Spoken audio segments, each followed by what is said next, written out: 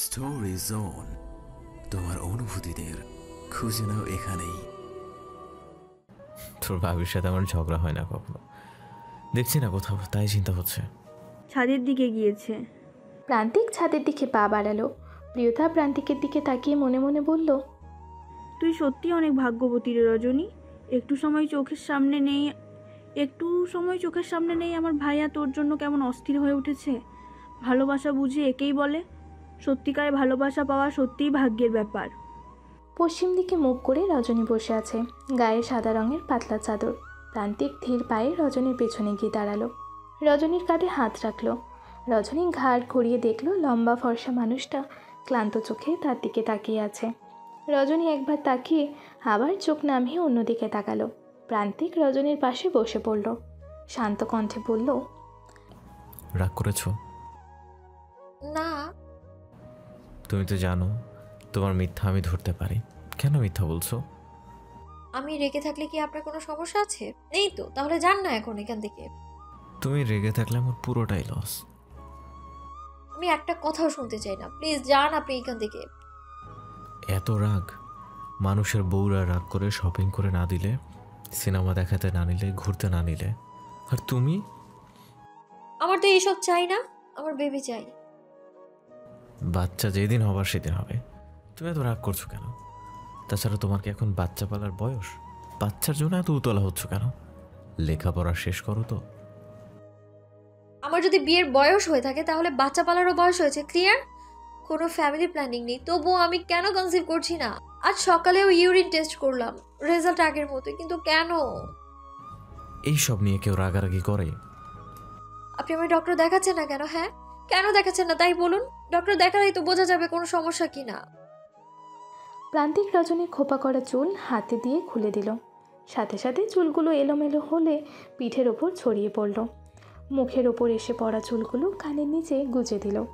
পাশ থেকে একটা নয়নতারা ফুল ছিঁড়ে রজনীর কানে গুজে দিতে দিতে বলল, তোমাকে সব রূপেই ভয়ঙ্কর সুন্দর লাগে। আমার তুমি হলে চলবে রজনীগন্ধা, অন্য কিছুতে আমি আকৃষ্ট নই। এসব তো আবেগের কথা। আমার তো বেবি চাই, আমি চাই আমাদের বেবি হোক। আমি সংসার করতে চাই মন দিয়ে। আপনার আর আমার জীবনে ছোট্ট একটা বেবি আসুক, আমাদের আনন্দ আরো বহুগুণ বেড়ে যাক, এইটুকু কি আমি চাইতে পারি না? আর ডাক্তার যদি বলে প্রান্তিক চৌধুরী কখনো বাবা হতে পারবে না, তখন কি করবে? তাহলে আর কোনোদিনও বেবিটা মুখেই আনবো না আমি। কেন? আমাদের বেবি আসুক এটা আমি চাই, তার মানে এই নয় আপনাকে আঘাত দিয়ে বেবি চাই। আপনার কোনো সমস্যা থাকলে আমার কোনো অভিযোগ থাকবে না, আমি ভুলেও বেবির নাম মুখে আনবো না। কিন্তু ডক্টর যদি বলে আমার সমস্যা, তাহলে কি হবে? প্রান্তিক রজনীকে বুকের সাথে মিশিয়ে নিয়ে বলল, তাহলে কিছুই হবে না। বেবি নিয়ে আমার কোনো মাথা ব্যথা নাই।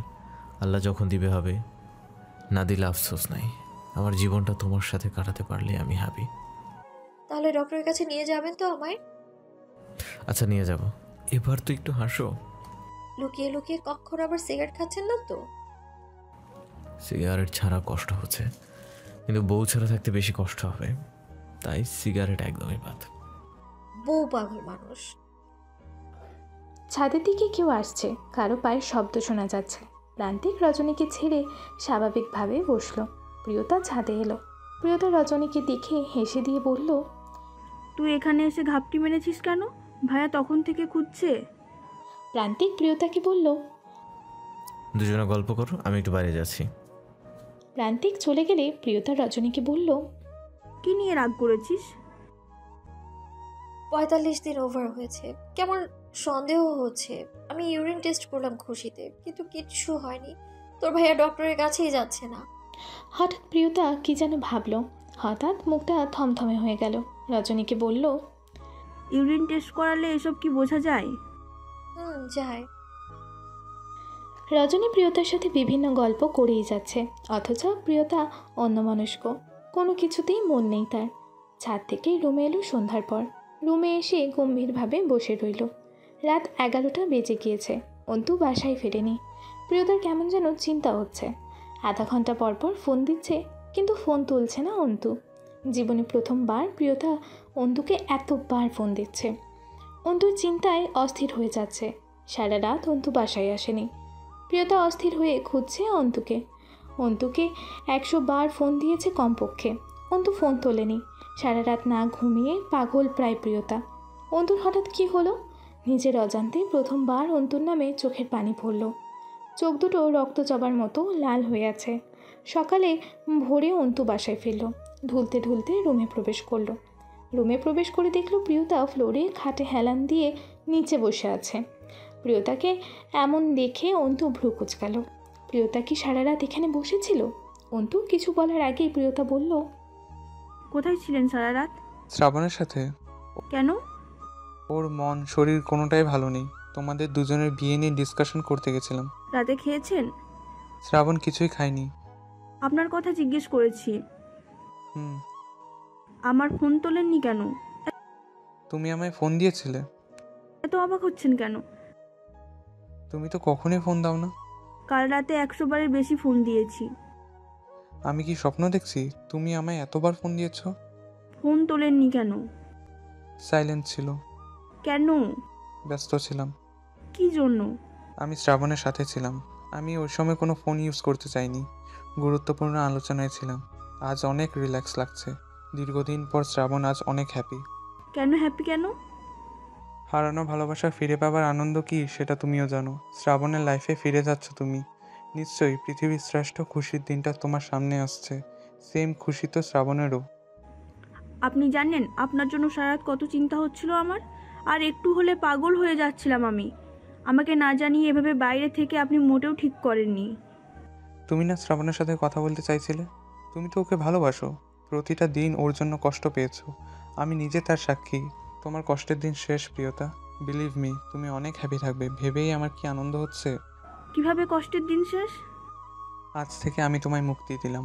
এখন চাইলেই ডিভোর্স দিতে পারবা। এতদিন তো সম্ভব হচ্ছিল না, তাই চুপ ছিলাম। বিয়ের 3 মাস না হলে ডিভোর্স দেওয়া যাবে না।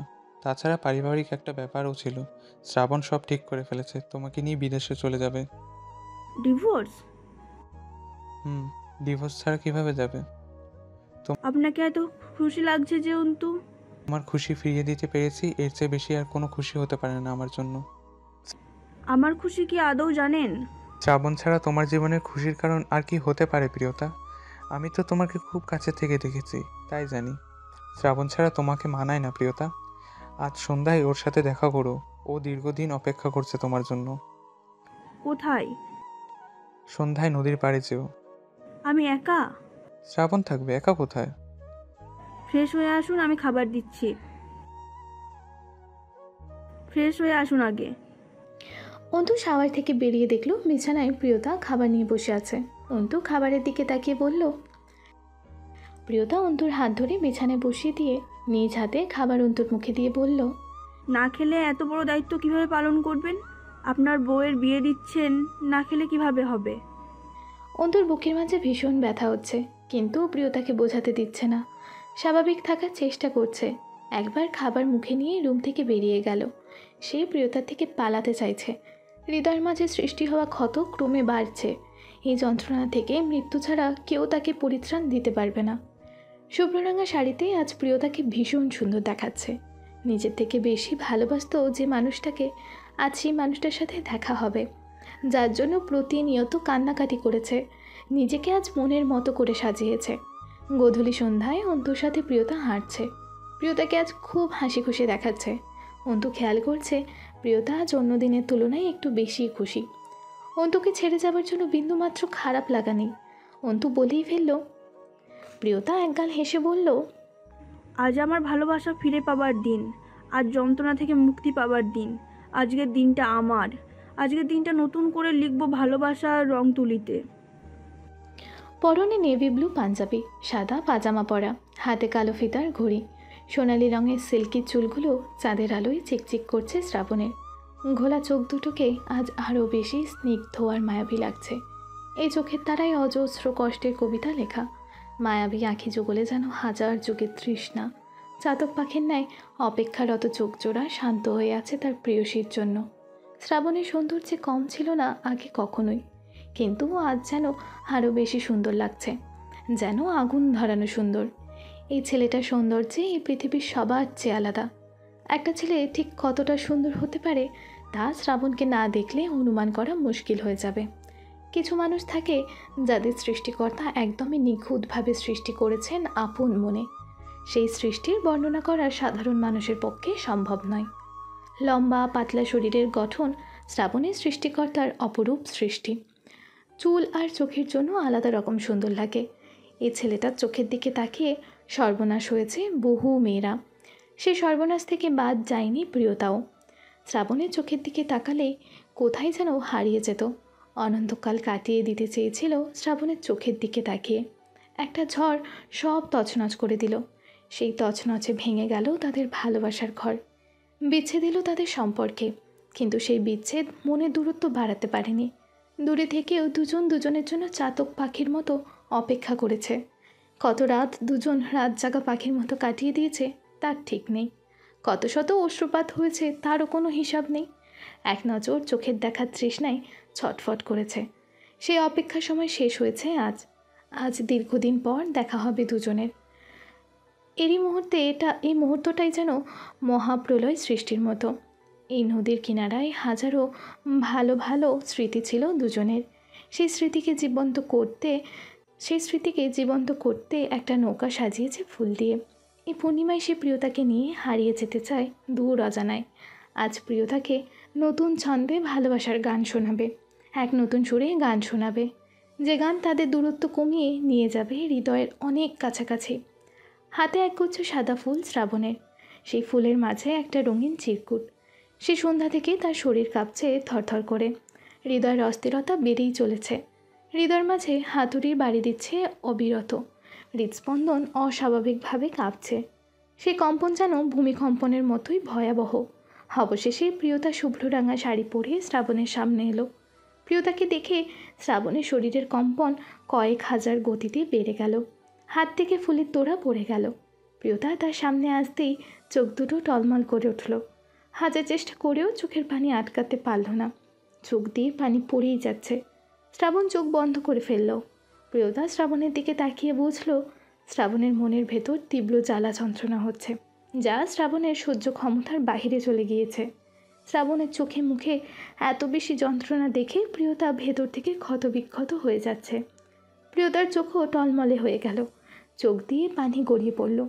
ভালোবাসা এমনও যন্ত্রণার হয়? বিচ্ছেদ কেন এত পোড়ায় মানুষকে? দুজন মানুষ দাঁড়িয়ে আছে, অথচ দুজনই নিশ্চুপ। দুজনেরই চোখ দিয়ে টপ টপ করে নোনা জল গড়িয়ে পড়ছে। এই নোনা জল দুটো হৃদয়ের তীব্র ক্ষরণ থেকে বের হচ্ছে। কেটে গেল কত খানিক সময়, কেউ কারোর সাথে কথা বলতে পারছে না। এমন সময় শ্রাবণ চোখ মেলে তাকালো প্রিয়তার দিকে। শ্রাবণ চোখ খুলল। চোখ দুটো পানিতে ভিজে গিয়েছে। শ্রাবণ সরাসরি প্রিয়তার চোখের দিকে তাকালো। প্রিয়তার অশ্রু ভেজা চোখে তাকিয়ে শ্রাবণ নিজেকে সামলাতে পারল না। প্রিয়তাকে জড়িয়ে ধরল, একদম নিজের বুকের সাথে শক্ত করে ধরল।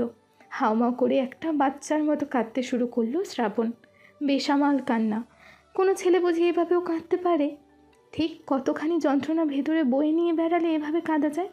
কিন্তু প্রিয়তা একবারের জন্য শ্রাবণকে ধরল না, যেন পাথর হয়ে দাঁড়িয়ে আছে। প্রিয়তার অনুভূতি ঠিক কী এই মুহূর্তে সে নিজেই জানে না। শ্রাবণ কাঁদতে কাঁদতে বেসামাল হয়ে বলল, সরি জান, সরি।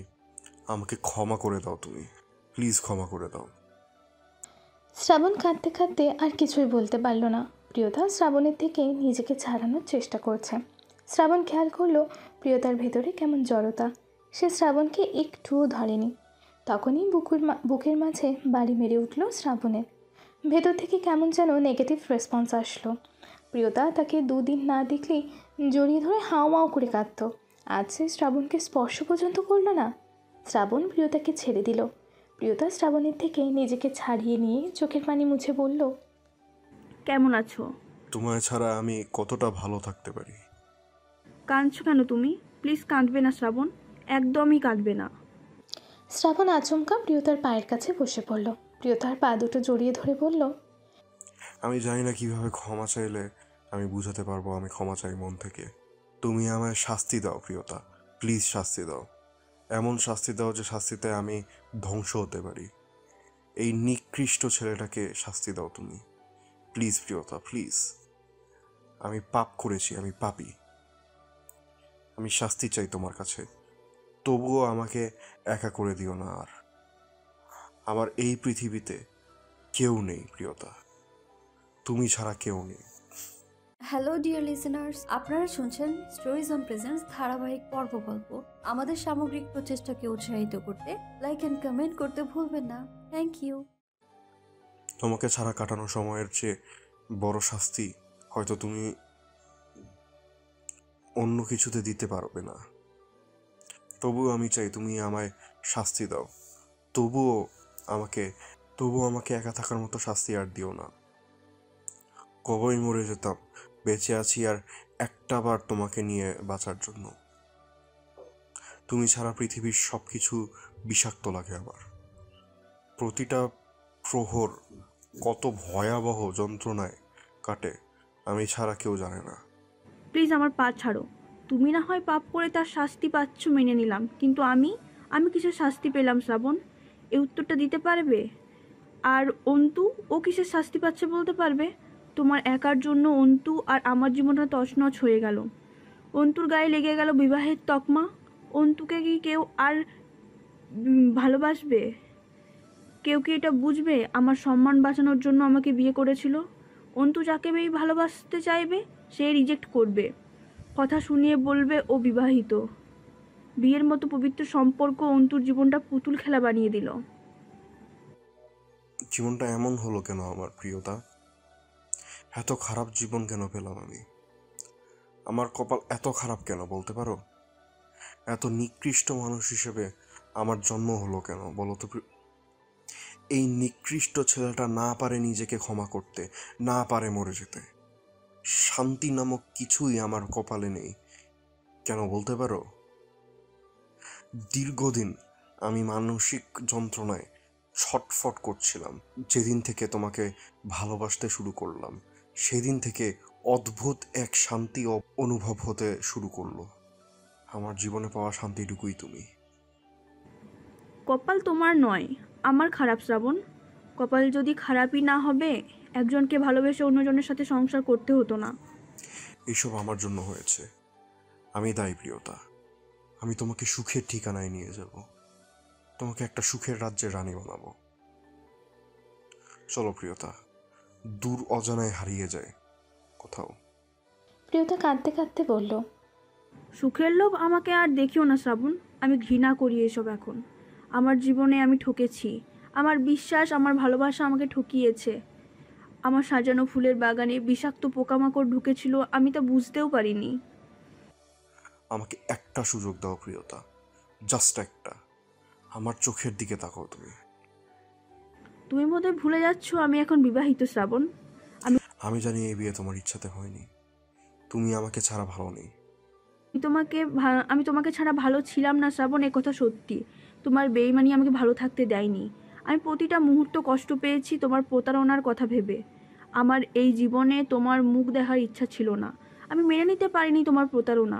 জীবনে একবার তোমার মুখোমুখি হওয়ার ইচ্ছা ছিল, খুব জানতে ইচ্ছা ছিল আমার সহজ সরল মনটা কেন ভেঙে চুরে শেষ করে দিলে। কি অপরাধ ছিল আমার?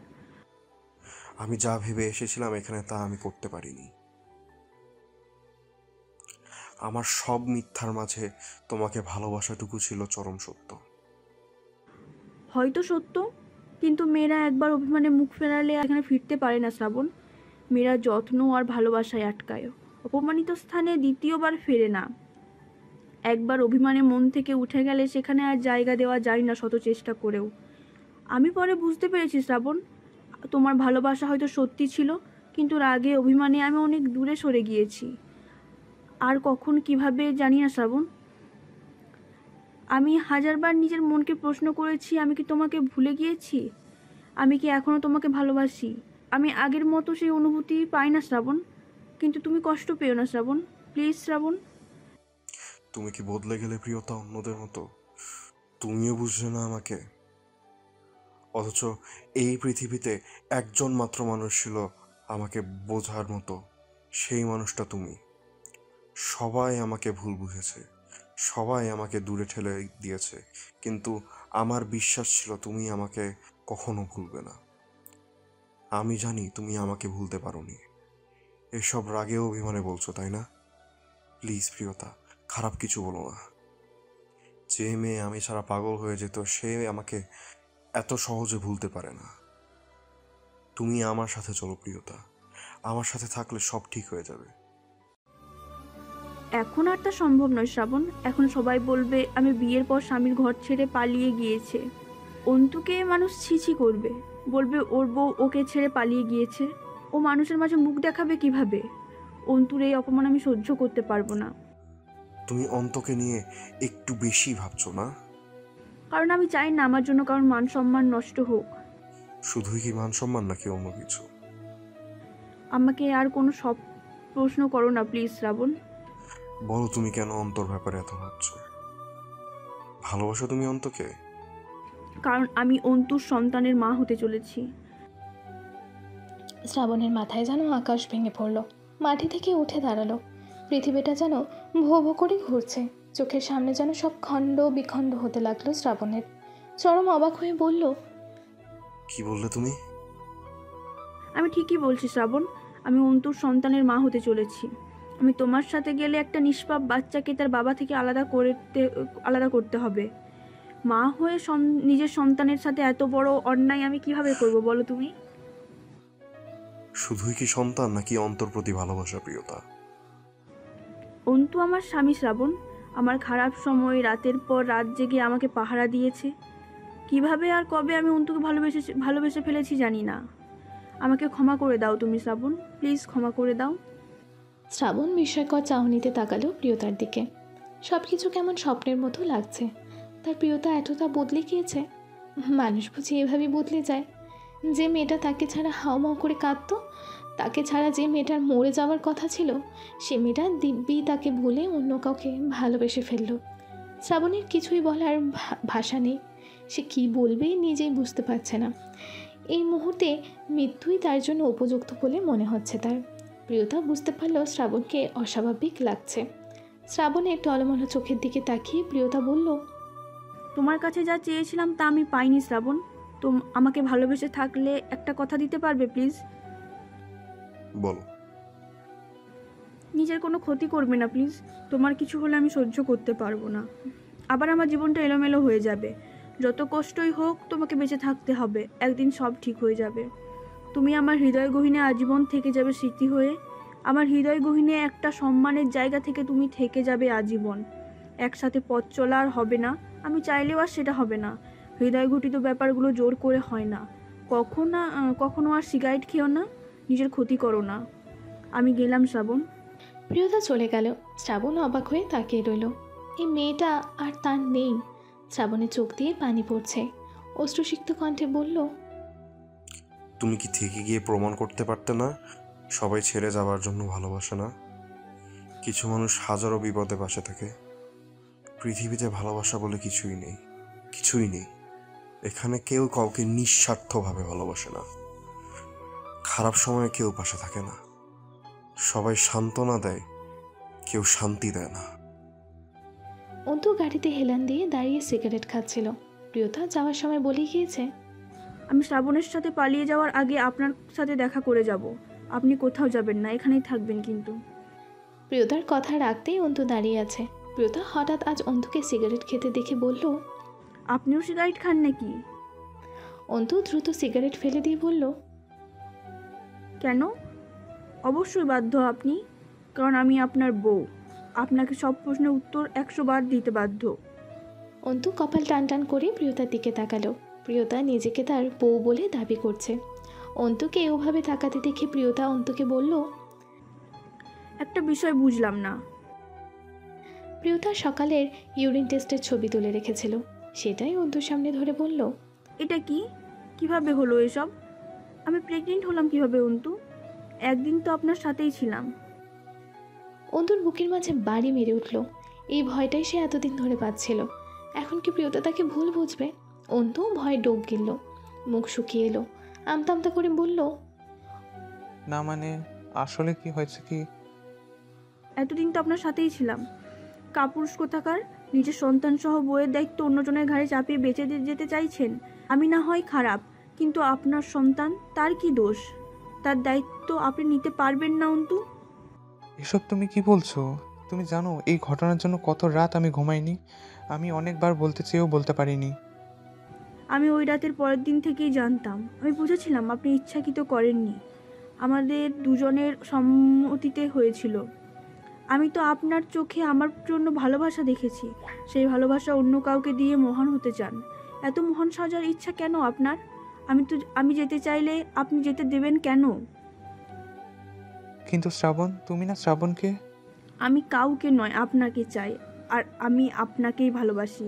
তো দুই কান ঠিক না ভুল শুনলো বুঝতে পারল না সে হাঁ করে তাকিয়ে রইল প্রিয়তার দিকে। প্রিয়তা হাসতে হাসতে বলল, বেবি, তোমার পাপ্পা দেখো কেমন বোকার মতো তাকিয়ে আছে তোমার মাম্মিকে ভালো না বেসে। অন্তু প্রিয়তার পেটের দিকে তাকালো। সব যেন তার কাছে স্বপ্ন লাগছে। খুশিতে পাগল হওয়ার মতো অবস্থা, চোখে অশ্রু, মুখে হাসি। প্রিয়তা অন্তুকে জড়িয়ে ধরে বলল, আই লাভ ইউ অন্তু। জীবনে অনেক কষ্ট পেয়েছি, আপনি আমার শেষ ভরসা, আমি আর কষ্ট পেতে চাই না। আমি অন্তু প্রিয়তাকে জড়িয়ে ধরে বলল, আমি এবার খুশিতে মরে যাব। রজনীগন্ধা ড্রিম হাউস। খুব বড় অক্ষরে লেখা নামটা কৃত্রিম আলোকরাশিতে চকচক করছে। রজনীর চোখ বন্ধ করে প্রান্তিক রজনীকে নিয়ে বাড়িতে প্রবেশ করালো। বাড়ির সামনে এসেই চোখ খুলল। চোখ খুলতেই রজনী ভীষণ অবাক হয়ে চারিদিকে তাকালো। রজনীগন্ধা ড্রিম হাউস লেখাটা প্রথমে তার চোখে পড়ল। লেখাটা এত নিখুঁত আর সুন্দর করে লেখা, রজনীর চোখ জুড়িয়ে গেল দেখে। রজনীর সাথে সাথে প্রান্তিকের মুখের দিকে তাকালো।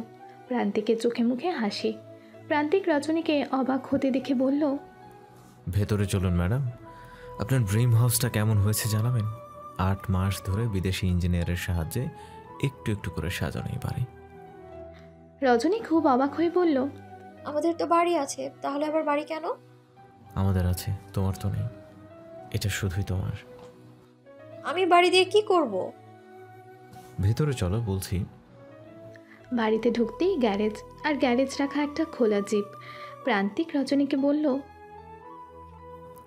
আমরা হুটহাট এই জিপ নিয়ে বেরোবো রোডে, কখনো মধ্যরাতে, কখনো ঝুম বৃষ্টিতে, কখনো তপ্ত রোদে।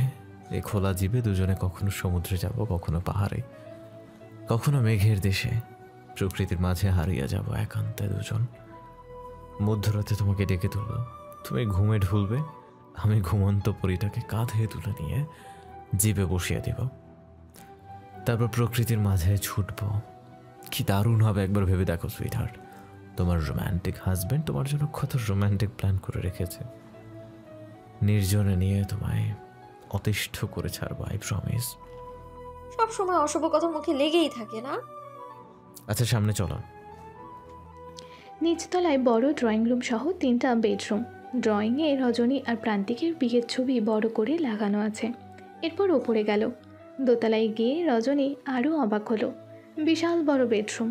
বেডরুমের এক ওয়াল জুড়ে বিশাল বড় বুকশেলফ। বুকশেলফে 10,000 বই রাখা। বুকশেলফটা এত সুন্দর করে সাজানো, রজনী আগে কখনো এত সুন্দর বুকশেলফ দেখেনি। বুকশেলফের মাঝে মাঝে আর্টিফিশিয়াল রজনীগন্ধা রাখা। এই রুমে আর বেশি কিছু নেই। একটা বড় বেড আর একটা বড় ড্রেসিং টেবিল রাখা। আরেক সাইডের ওয়াল জুড়ে রজনী আর প্রান্তিকের কাপল ছবি লাগানো। ওয়াল জুড়ে এত ছবি দেখে রজনীর চোখে তাক লেগে গেল। প্রান্তিক জানালা খুলে দিল। জানালার পাশেই নদী। প্রান্তিক রজনীর কাঁধে হাত রেখে বলল, দেখো নদীর শীতল হাওয়া বইছে রজনীগন্ধা। আমরা যখন দুজন বুড়ো বুড়ি হয়ে যাব, বেলকনিতে বসে নদীর হাওয়া খাবো, আর বুকশেলফ থেকে বই নিয়ে মোটা ফ্রেমের চশমা চোখে দিয়ে বই পড়ব। সাথে থাকবে ধোঁয়া ওরা কফির মগ। যৌবন থেকে বৃদ্ধকাল তোমার সাথে কাটিয়ে দেব। যখন চামড়ায় ভাঁজ আসবে, তখন ওই ওয়ালটার দিকে তাকিয়ে ভাববো, কত সুন্দর সময় পার করে এসেছি আমরা। এই পুরো বাড়ি জুড়ে শুধু আমাদের ভালোবাসার অস্তিত্ব থাকবে। এই বাড়িটা আমাদের ভালোবাসার বাড়ি। এই বাড়ি জুড়ে আমার ছেলে মেয়ে নাতি নাতনিদের আনাগোনা থাকবে। জীবনটা কেমন স্বপ্নের মতো লাগে বুঝলে। তাকিয়ে দেখো, বাইরে হাজারো ফুলের সমারোহ।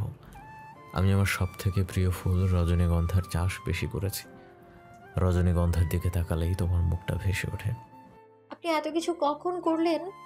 আজ আমার একমাত্র বউয়ের জন্মদিন। আমি কি আমার ভালোবাসাকে সারপ্রাইজ দিতে এইটুকু করতে পারি না? যদি একটু স্পেশাল কিছু করতে নাই পারি, তাহলে আলাদা কি করে হলাম বলো? আমার ভালোবাসা তো একটু অন্যরকমই হবে, তাই না? হ্যালো ডিয়ার লিসেনার্স, আপনারা শুনছেন স্টোরিজ অন প্রেজেন্স ধারাবাহিক পর্ব গল্প। আমাদের সামগ্রিক প্রচেষ্টাকে উৎসাহিত করতে লাইক অ্যান্ড কমেন্ট করতে ভুলবেন না। Thank you.